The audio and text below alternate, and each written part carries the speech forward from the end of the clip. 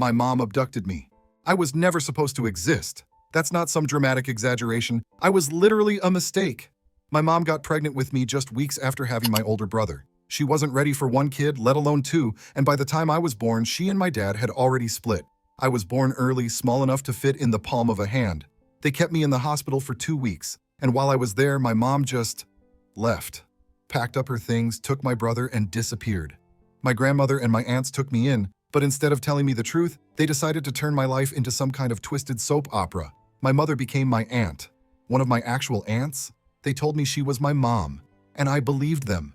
I grew up in a house full of secrets, raised by women who smiled at me like they didn't hold a massive lie in their mouths. It wasn't until much later that I found out the truth.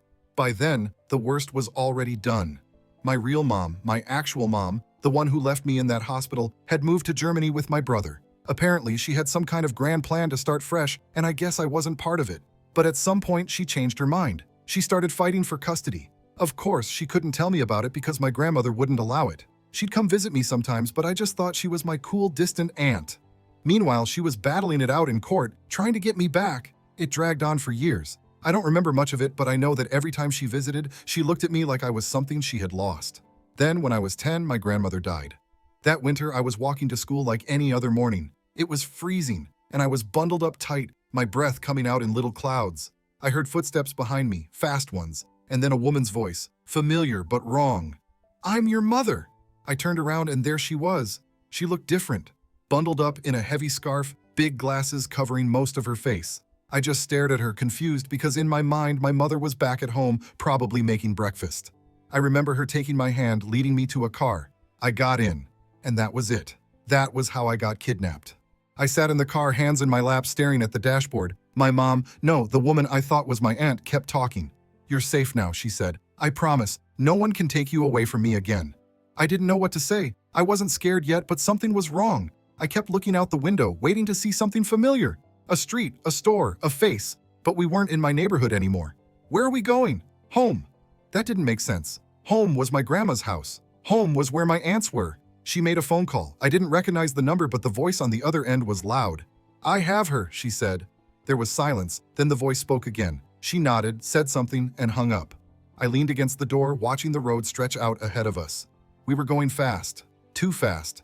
The signs on the road changed. Different words, different letters. I wasn't in my country anymore. At some point, I fell asleep. When I woke up, the car had stopped. It was dark outside. The engine hummed, and I could hear her breathing. I sat up. "Where are we?" "Almost there." I looked around. We were at a gas station. There were trucks parked to the side, a few people walking in and out of the small store. I reached for the door handle. She locked it. "Don't do that." I stared at her. She got out of the car, slammed the door, and walked into the store. I watched her through the window, my fingers still on the handle. She was talking to the cashier, laughing at something, like this was normal. I looked at the other people. A man filling up his truck. A woman with a child walking toward the bathroom. I could run. I could get out, scream, tell someone. I didn't. She came back with a bag of snacks and 2 bottles of water, tossed one into my lap. "Eat," she said. "We have a long way to go." I opened the bag, pulled out a piece of bread, took a bite. It was dry, stuck to the roof of my mouth. We drove again. Hours passed. She started talking, telling me things I didn't understand. About Germany, about my brother, about how happy we were all going to be. "You'll love it," she said. "A fresh start." I didn't need a fresh start. The road stretched on. I watched the lights blur past. Every time I blinked, I hoped I'd wake up back home. But I didn't. At some point, I must have fallen asleep again. When I woke up, we were at the border. A man in uniform knocked on the window. My mom rolled it down, handed him some papers. I sat still, barely breathing. He looked at me, asked something. My mom laughed, said something back. He nodded, waved us through, just like that. We crossed the border, and I left my old life behind. I didn't know it then, but I was never going back. The apartment smelled different, stale air mixed with something sour. It wasn't dirty, but it didn't feel lived in either. The walls were bare. The furniture looked like it had been pulled out of a cheap catalog. I stood just inside the doorway, gripping the straps of my bag, not knowing where to go. My brother sat on the couch watching TV. He didn't even look at me. The little girl, her daughter, peeked out from behind his chair, holding onto the fabric like she was hiding from a ghost. My mom clapped her hands together. "Well?" I didn't know what she wanted me to say. She grabbed my arm and pulled me further inside. "Come on, don't just stand there." I followed her through a hallway that barely had enough space to walk without my shoulders touching the walls. She opened a door at the end and motioned inside. Your room. There was a bed against the wall, a tiny dresser, and a window that faced another building. No decorations, no pictures, just a mattress with a blanket folded at the foot. I set my bag down. Unpack later, she said. We're eating. I wasn't hungry. She didn't care. Back in the living room, the little girl sat at the table, swinging her legs under the chair. My brother stayed on the couch, pretending not to see me. My mom grabbed his arm and yanked him up. Sit! He groaned, dragged his feet to the table, and dropped into the chair across from me. Mom brought out plates of food. It smelled different. I didn't know what it was. She set one in front of me and watched. Eat. I picked up the fork. The food was heavy, salty, covered in sauce. I forced myself to chew. She nodded like she had won something. See? Not so bad. I heard a sniffle. The little girl was looking at me, her hands clenched around a piece of bread. She looks weird, she said. I blinked. She's not weird, sweetheart. She's your sister. The girl frowned. My brother rolled his eyes. I didn't say anything. The first night I couldn't sleep. The bed felt wrong, too hard, too stiff. The sheets smelled like detergent, not like home. I stared at the ceiling, listening. My mom's voice came from the other room, low, hushed. My brother said something back, his tone sharper. A door slammed. I pulled the blanket over my head. The next morning, I woke up to banging on my door. Get up! I sat up too fast, heart pounding. The door swung open. School. What? You're starting today. Get dressed. I barely had time to pull on clothes before she shoved a backpack into my hands and pushed me out the door. My brother was already waiting in the hallway, wearing a jacket that was too big for him. He looked at me, then looked away. We walked to the bus stop without speaking. The air was colder than I expected. People rushed past us, talking in words I couldn't understand. I kept my head down. The bus ride was silent. My brother was looking out the window. I was looking at my hands. When we got to the school, he walked off without a word. I stood there, lost. A woman approached me, speaking too fast. I caught my name somewhere in the middle. She motioned for me to follow. The classroom was full. Kids turned to stare as I walked in. The teacher said something. I didn't know what. A girl giggled. Someone whispered. The teacher pointed to an empty seat. I sat down. The day dragged. Every time someone spoke to me, I just shook my head. They stopped trying after a while. At lunch, I sat alone. By the time the final bell rang, I felt like I had been underwater for hours. I waited by the front doors, watching the kids rush out in groups, laughing, talking. My brother never came. I walked home by myself. When I got back, my mom was on the phone. She looked at me, said something into the receiver, then hung up. How was it? I dropped my backpack by the door. I asked you a question. I pulled away. You'll get used to it. I didn't. Every day was the same. I went to school, sat in silence, walked home alone. My brother ignored me. The little girl watched me like I was some kind of strange animal. My mom talked to me when she wanted something. Clean this, watch her, don't just sit there. I stopped waiting for things to get better, because they never did. By the time I was 16, my mom was done pretending. She stopped saying goodnight, stopped asking about school. The only time she spoke to me was when she needed something. Watch your sister. Clean the kitchen. Take out the trash. Everything that wasn't nailed down became my job. She barely looked at me anymore, unless something went wrong.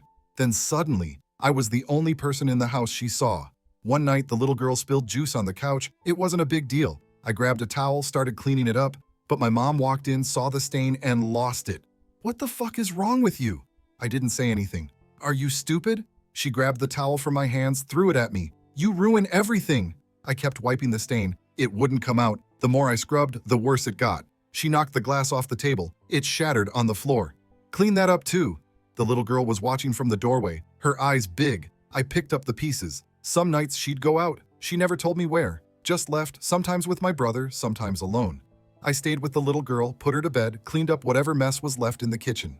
One night she came back late. I was still awake, sitting at the table, staring at the clock. She walked past me like I wasn't there. I smelled alcohol. She tripped over her own shoes and caught herself on the counter. I turned away. You think you're better than me? I didn't answer. You do, don't you? She grabbed a plate from the sink, held it up like she was going to throw it. I waited. She lowered it, put it back, then she walked out. I let out a breath I didn't know I was holding. One weekend, she told me to clean the bathroom. I did, scrubbed everything, even the parts no one ever touched. She came in, looked around, and shook her head. Do it again. I stared at her. Did you not hear me? I grabbed the sponge and started over. By the time I finished, my hands hurt. She didn't even check, just walked past me and shut the door. Another time I was washing dishes. She stood behind me watching. You're doing it wrong. I kept washing. She reached over, took the plate from my hands, and smashed it in the sink. Start over. I started over. I don't know when my brother stopped talking to me. One day he just stopped. He used to at least acknowledge me, make fun of me, roll his eyes when I walked into a room. But now nothing. He'd walk past me like I didn't exist. Take the last piece of bread even if he saw me reaching for it. One time he knocked my plate off the table while I was eating. Didn't even look back. I didn't pick it up right away. Mom walked in, saw the mess, and pointed at it. Clean it up. I cleaned it up. The first time she told me to leave, I thought she was joking. You're useless. I kept folding laundry. You don't do anything right. Get out. I kept going. She grabbed the basket, dumped everything on the floor. Did you hear me? I bent down, started refolding. She kicked the pile. I don't want you here anymore. I kept folding. She stormed off. I stayed.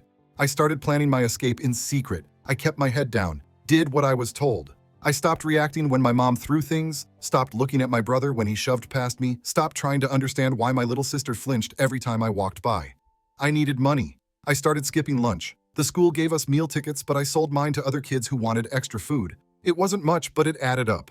I stole coins from under the couch cushions, from the bottom of my mom's purse when she was too drunk to notice.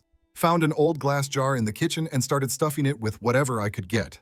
At night, I stared at the ceiling thinking, where would I go? How far could I get before they noticed? What would happen if they caught me? One day after school, I walked into the apartment and my mom was waiting. She was sitting at the table, a stack of papers in front of her. Sit. I sat. She slid one of the papers toward me. You know what this is? I looked at it. Court documents. My name. Her name. You think I didn't fight for you? I didn't answer. You think they took you because they loved you? I kept my eyes on the paper. They got paid every month. You were a paycheck. My fingers curled into fists under the table. Ungrateful little brat. She shoved the papers aside, stood up, and walked away. I sat there for a long time. The night before I left, I packed a bag. Just the essentials. A change of clothes, a water bottle, the little bit of money I had saved. I slipped the bag under my bed and lay down. I waited for something to stop me. A voice in my head telling me to stay. A reason to believe things could get better. Nothing came. I left before sunrise. Slipped out the front door without a sound. The streets were empty. No cars, no people. Just me and the cold. I kept walking. I didn't look back. I didn't stop walking until the sun came up. The streets started filling with people. Workers heading to their jobs, kids in school uniforms dragging their feet, shop owners rolling up their metal shutters. No one looked at me. I kept my head down and moved fast. I needed a plan. I found a bus station, looked at the schedule. My hands were shaking when I pulled the money from my pocket. It wasn't enough for a ticket out of the country, but it was enough to get me far from the apartment. That was all I needed. The bus smelled like old fabric and sweat. I sat by the window, gripping my bag tight. The driver shut the doors, the engine rumbled, and we pulled away. I didn't know where I was going. I just knew I wasn't going back. The first night, I slept in a park. I kept my backpack under my head, curled up on a bench, listening to the wind in the trees. A security guard shook me awake before sunrise. You can't sleep here. I grabbed my bag and walked until my legs burned. I found a job washing dishes. It paid under the table cash at the end of each week. The owner didn't ask questions. I didn't offer answers. I kept my head down, worked fast, saved every cent, slept in an old train station bathroom for a while. It smelled like piss and bleach, but it had a lock on the door. I learned how to make food last. A loaf of bread could stretch for days. I stole a coat from a laundromat. It was too big, but it kept me warm. I didn't talk to anyone, didn't trust anyone, kept moving. Months passed. I got another job, this time in a grocery store. Paid just enough for me to rent a tiny room in a house full of other workers. The walls were thin. The pipes made noise all night, but it was mine. I bought a secondhand mattress, a blanket, a lamp, a door I could lock, a place where no one could throw things at me, a place where no one could tell me to leave. Years passed. I got better jobs, moved to a better apartment, learned how to fill out paperwork, figured out how to live like a real person instead of a ghost. I changed my number, cut off everything from the past. But sometimes I still thought about my little sister. I wondered if she was still living in that apartment, if she was cleaning up broken plates, if she was sitting in her room at night waiting for something to change. I didn't want to know the answer. One day my phone rang, an unknown number. I answered without thinking, silence on the other end. Then a voice I hadn't heard in years. Where are you? I hung up, blocked the number, sat on the edge of my bed staring at the floor. I never heard from her again. Now I'm 24. I have a home, a job, a life that belongs to me. I don't think about my mom. My brother doesn't exist to me. The past is gone, but I survived. And if you're reading this, you can too. Thanks for watching. If you liked the story, hit subscribe. See you in the next one.